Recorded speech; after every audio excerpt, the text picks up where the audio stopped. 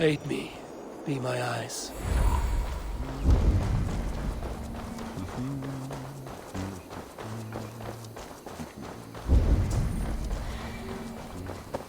Did not Augustine make a distinction between faith and...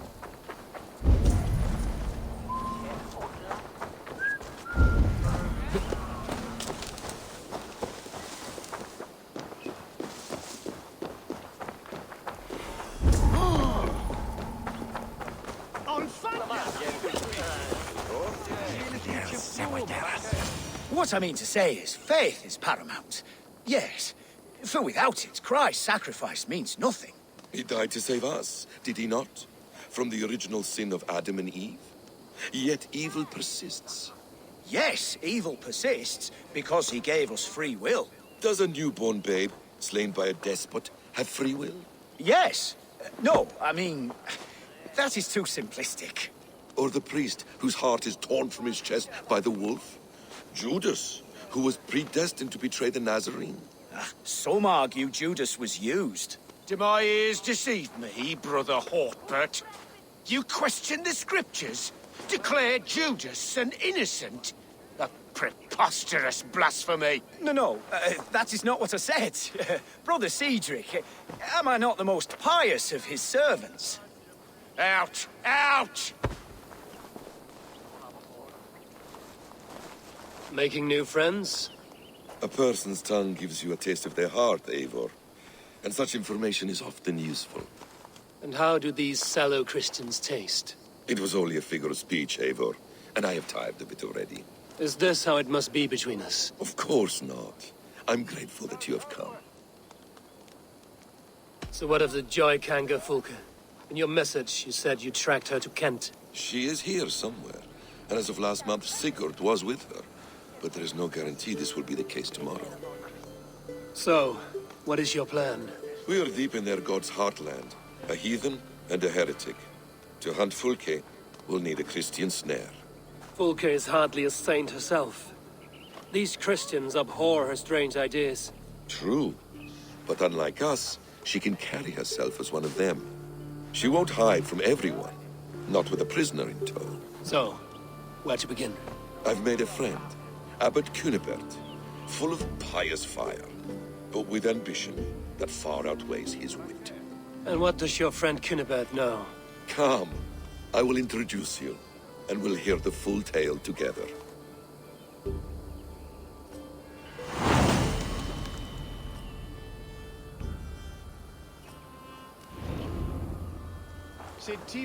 Have you found some peace in your time alone, Basim?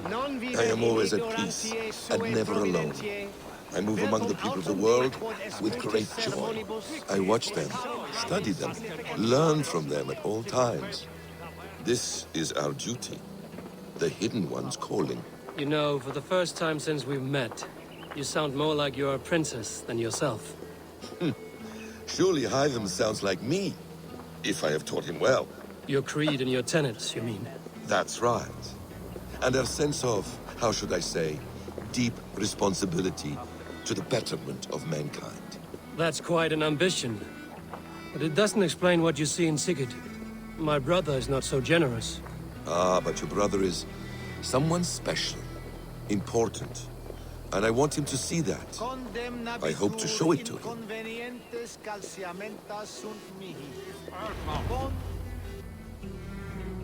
Is this not a blessed plot?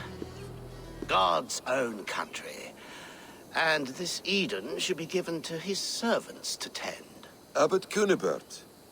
This is the Norse I spoke of. Ah, yes. And quite a fearsome one at that. Basim says you know the paladin Fulke. Indeed. The Lady Fulke passed this way not more than a month ago. We talked, we drank. Very pleasant woman. And where is she? Eivor will be your axe, Abbot. Whether to fell a tree or hew the limbs from an enemy. What have you promised him? Oh, just a trifle, Eivor. A little problem I believe you can help me with.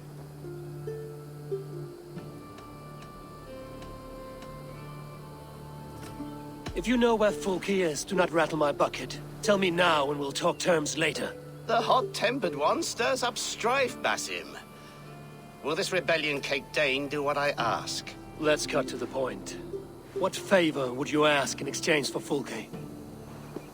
Some weeks ago, our alderman in Kent was called to God. A terrible loss. King Alfred has chosen his replacement, but has not yet announced the name. I must know it. Now. All of Kent will see soon enough which Thane he has chosen. Why not wait? I want early access. To woo him, before his exalted position is made public and every fool is at his door. Who else knows the chosen man? The king's emissary, sent with a letter of congratulations to the new alderman. Intercept him and bring me the news. When I know the Thane's name, we'll discuss how I might win his favor.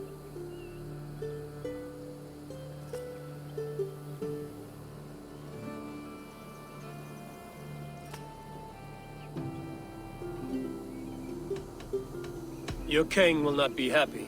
His church meddling in his politics. Does this not delight you, Eivor? A chance to defy Alfred. I am God's humble shepherd, sent to protect his lambs. If Kent's new alderman is a wolf, I would blunt his claws. This emissary, how will I find him? Tunbridge Monastery sent word that the king's men always pass a few nights in their hospitality. Begin there. I'll get the alderman's name. You find Fulke. All in good time. Now, if we're done, I have business up the south coast. Falkenston has the best fish in Wessex. Then I will find you there, when the alderman's name is mine.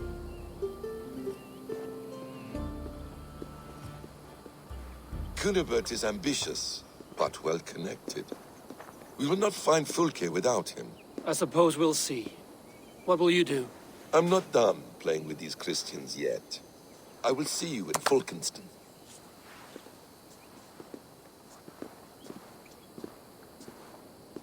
Solum modo in paradisum. Pax aeterna est una via...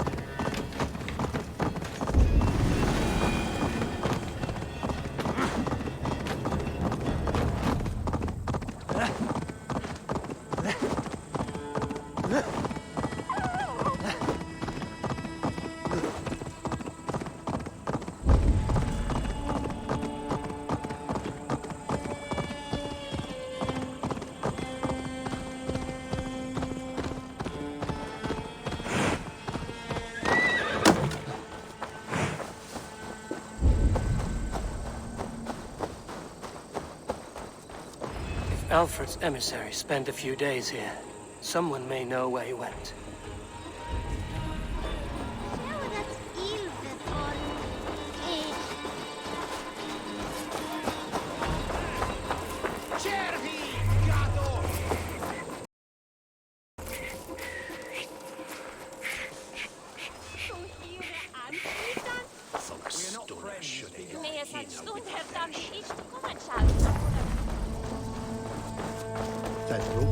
You tried to catch flies, or would you ask something of me? I'm looking for a man. He passed through here on the king's business. No, bugger off here, or I'll call the guards. I'm sick of people. You need to heal your own ills.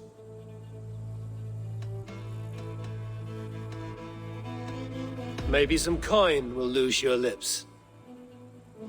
A wise move, Mudwit. It so happens I did see Alfred's man. He's long gone, though. Maybe Gowan the Bard knows where. Where will I find him? But he was pissed as a newt. Last I saw, he was passed out in trees between the harbour and bridge. Oh, now go find someone else to vex. There was a bard drinking with the emissary. I should find him. See if he knows anything.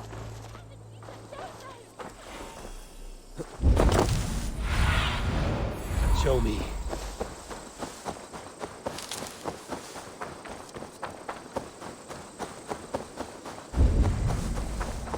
That ale-swamped scarp. That ale-swamped scarp can't have gone far.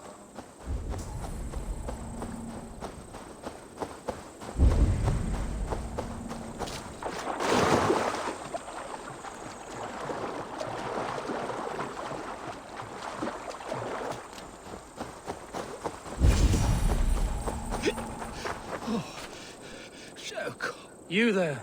You alive? Patience is a tired horse. Ploddity plod plod. Another tottering teat sucker who can't hold his drink. Let's clear your head.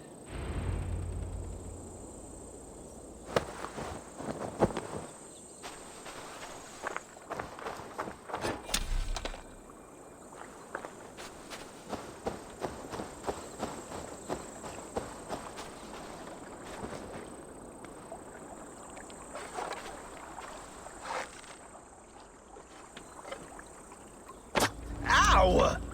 Why do you smite me so? Oh, God's truce! Fie on you! Oh, what infernal wakes me?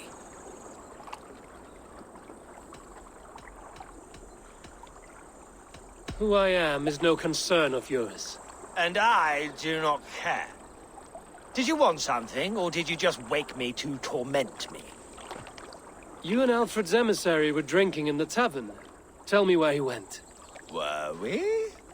I was so ale-addled.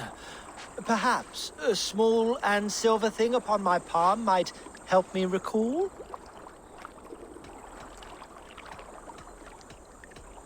How about something long and sharp in your gut? All right, no need for that. You paint a vivid picture, Dane. He was headed to the White Coast to the southeast, Dover Fortress. He said it is where they train those religious fanatics, zealots. They pray all night instead of sleeping. My thanks. And in return, wisdom. Too much beer-bibbing will grow a fool in wit and words. My thanks, weaver of the obvious. Now leave me to my unholy punishment.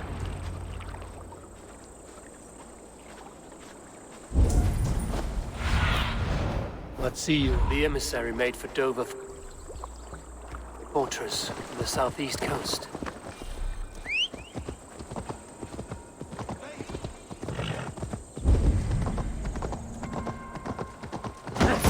Words, take it!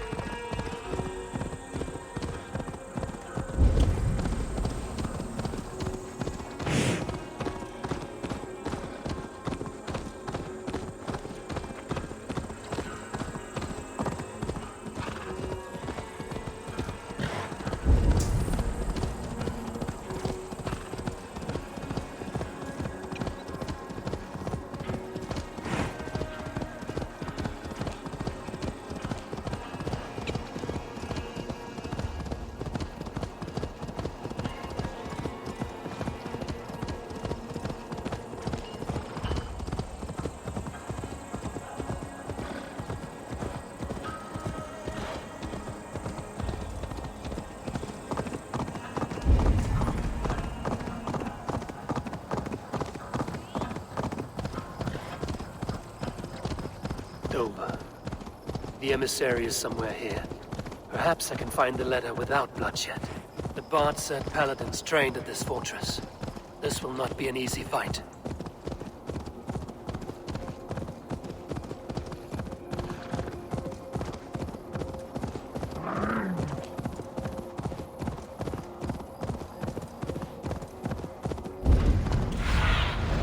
Cast about this land, my friend.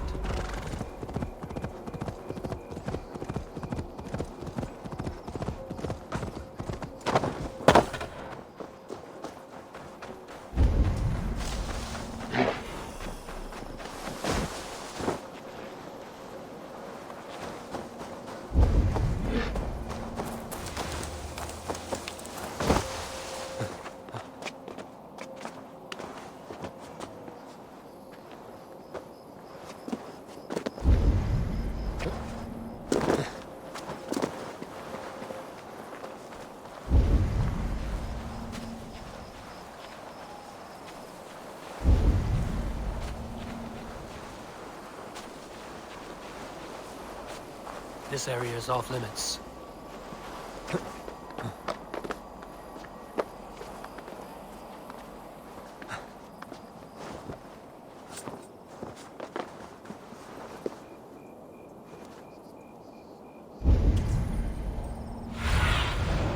What do you see?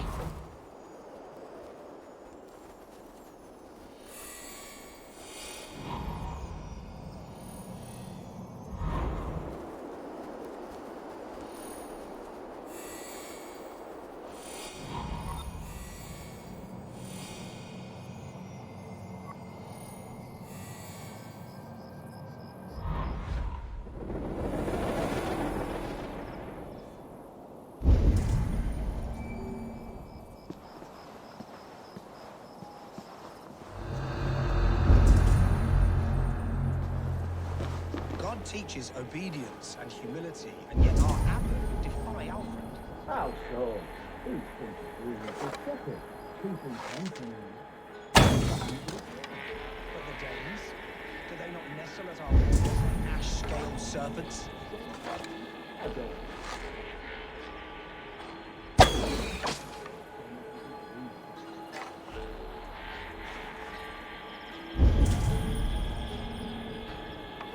I heard he was captured by Danes and they ate his heart.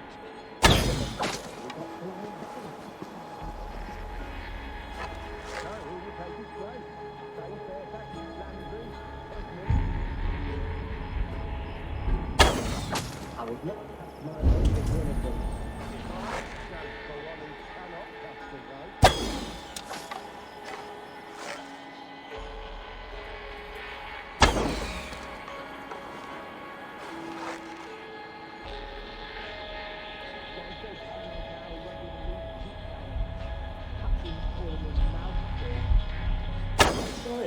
He said the Danes are coming. Coming for him. Let those mouthfuls doesn't Our next elderman.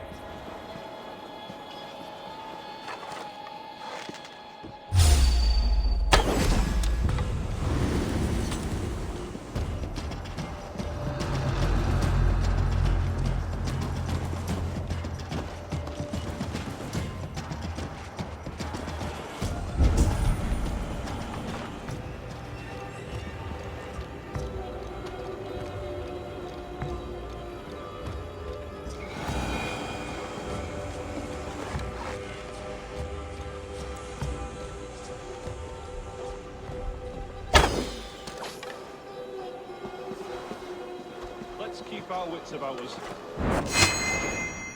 Not off.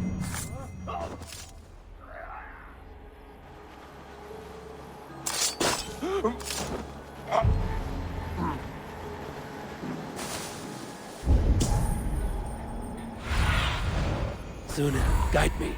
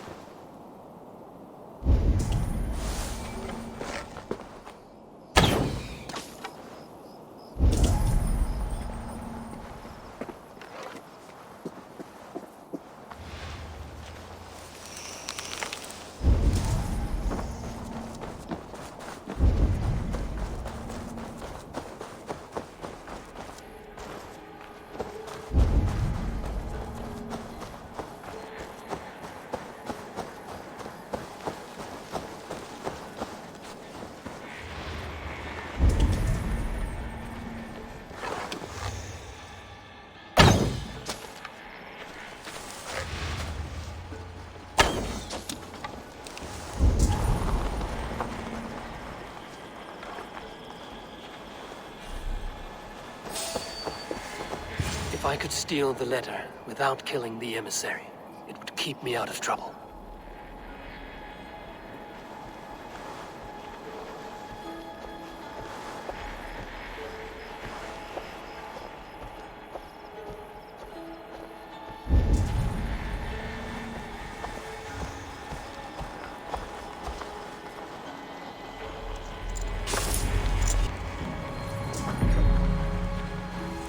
Alfred's chosen ealdorman is a thane called Tedmund. The Abbot Cunibert will want to know. I should meet Basim and the Abbot in Falkenston.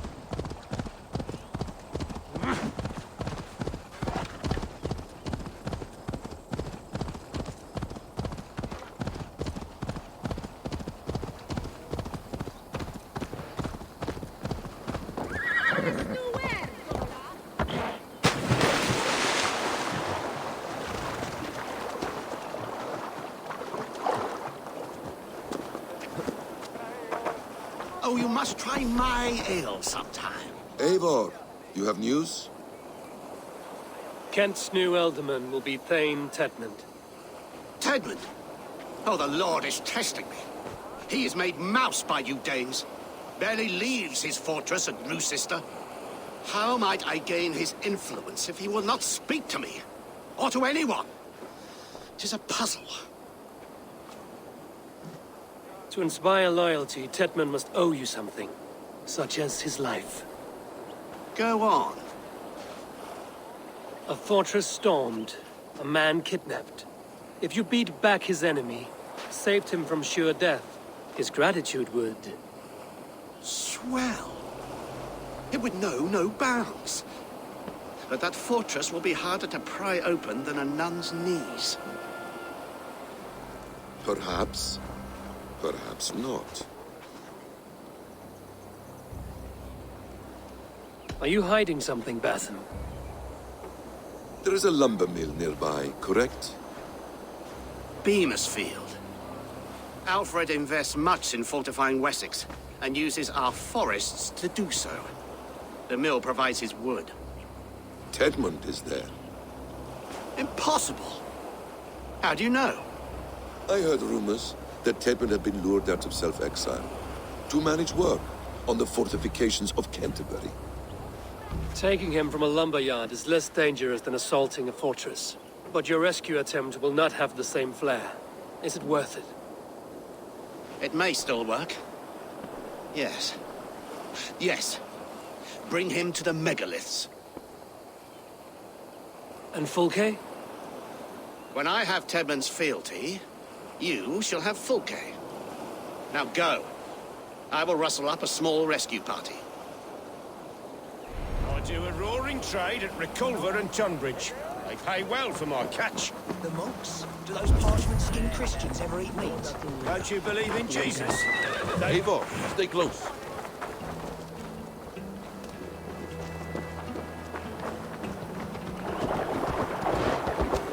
I'm wary of this abbot, Basim. He is self-serving and evasive. Can he really deliver Fulke? The abbot is a friend of Fulke. That is clear. So long as he doesn't suspect our motive, we may have a chance. Indeed. This brings to mind a story. Perhaps you've heard of it. The Scorpion and the Frog. A children's story? A cautionary tale. The Scorpion wants to cross the river, but he cannot swim. So he enlists the help of the Frog. The Frog agrees to carry him on his back, extracting a promise that the Scorpion will not sting him. Let me guess. The Scorpion reneges, blaming his nature, and both drown. The Scorpion crosses the river and stings an innocent man, killing him. So what does this tale tell us? That your stories are clouded and their meaning doubly so?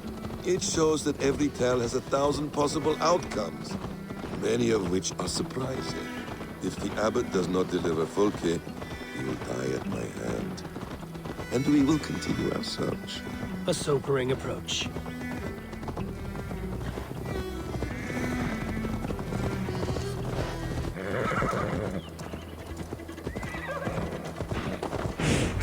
Beamisfield is just ahead.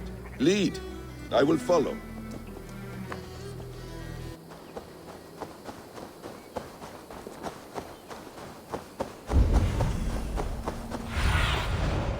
I hope this chase will catch us a plump hen. Once the abbot has Tedmund's gratitude, he will deliver Fulke. It will cost us nothing more than this.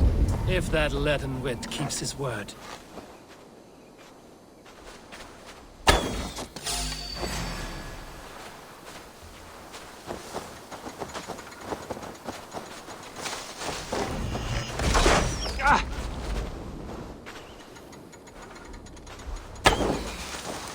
Fight together.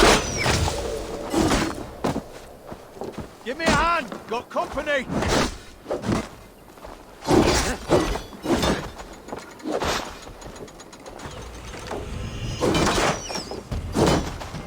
Back!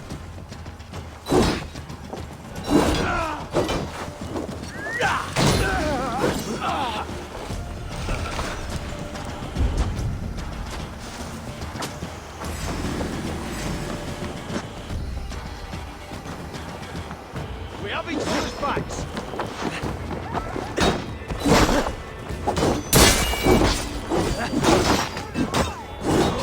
Intruder, come on, get over it!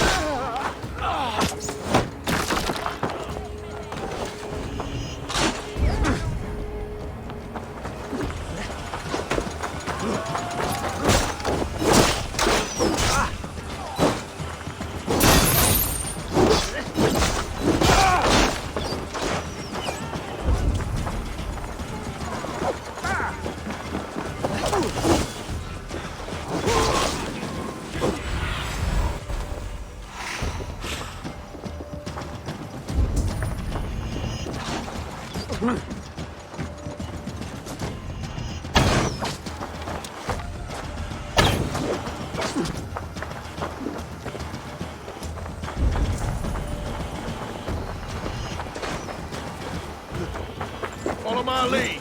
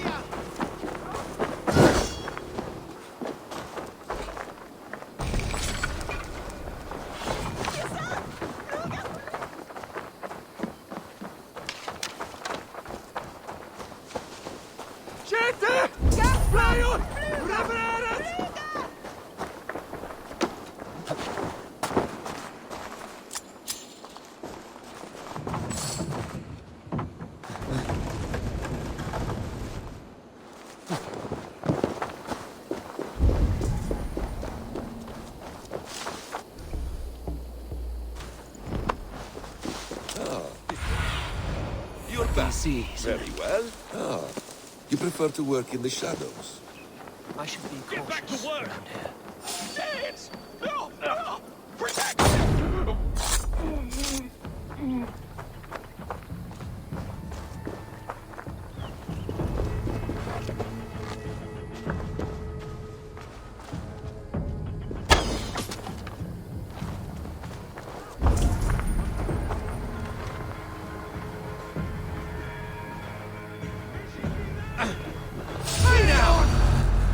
Die!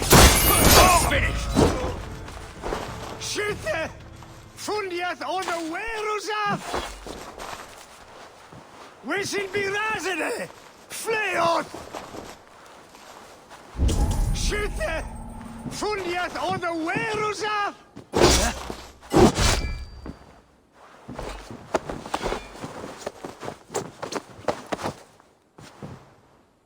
I am not who you think I am! Let me go! Stop caterwauling and you'll live. Live! Oh, saints protects me! Silence will save you, Tedmund. Silence, not your saints. Flee, my friend. We have the man we came for. Does this venture not set your blood ablaze? You don't prefer working in the shadows? And so we have. To steal a man, take him with swiftness, and escape without anyone on our heels? We hide in plain sight. Such is our way. But only until the moment of success. The final strike. I prefer to act and speak plain. Kings and lords who do not are often misunderstood. Yet as a leader yourself, you cannot deny that subtlety and intrigue are a cloak you must wear. How many of your clan know the true circumstances of Sigurd's absence? You see my point. A leader must know when to speak and when not.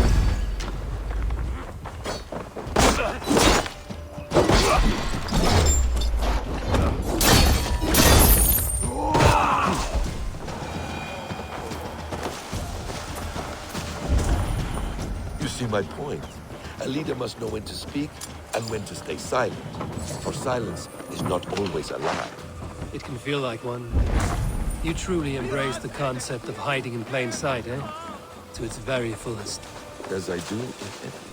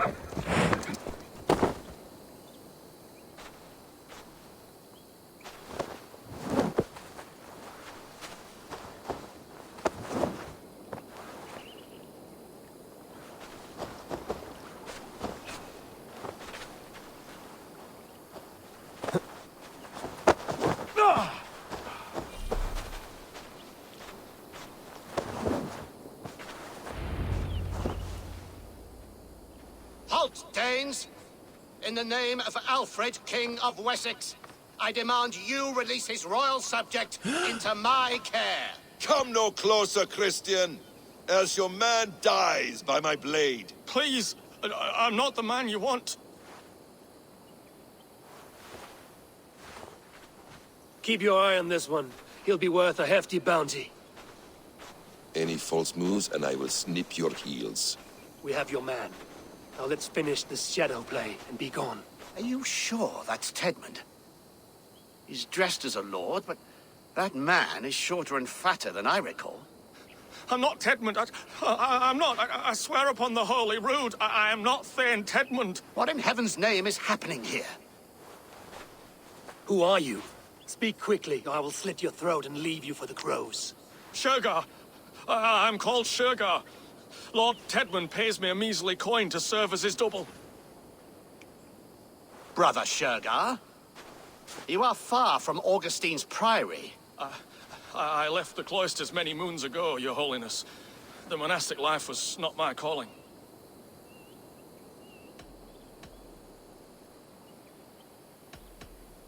We can use you yet, Shergar. Summon Tedmund to a meeting. Get him out in the open. Tedmund has no care for me or what I have to say. My orders come by letter, never by mouth. I hardly know the man. You're of no use to us, then. Perhaps I should just kill you here and now. No, wait. Let me think. Let me think. Danes. To storm the walls, you need Danes.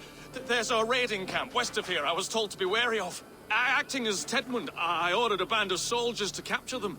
If you hurry, you may be able to stop this. If another band of Danes wants to join our assault, we'll have the distraction we need to get inside Rochester. If the Saxons don't slaughter them first. I am still Tedmund to the men in the field. I could speak with their captain, send his men away. It's a fearless plan. The Nordnir knit winding paths that cannot be unknotted. It seems Rochester was always in our path. Abbot, stay alert. We'll send word when we're ready to capture Tedmund. And this fool? He knows much of our plan.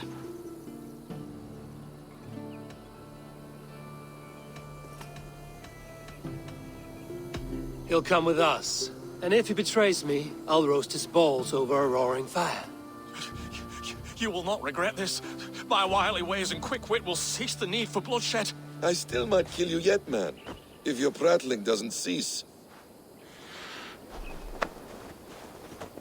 The rewards for being Tedmund are rapidly diminishing. And how does one become a double? Are there vigorous challenges and tests to overcome? I was born with the misfortune of looking like someone else. I should have stayed on God's chosen path.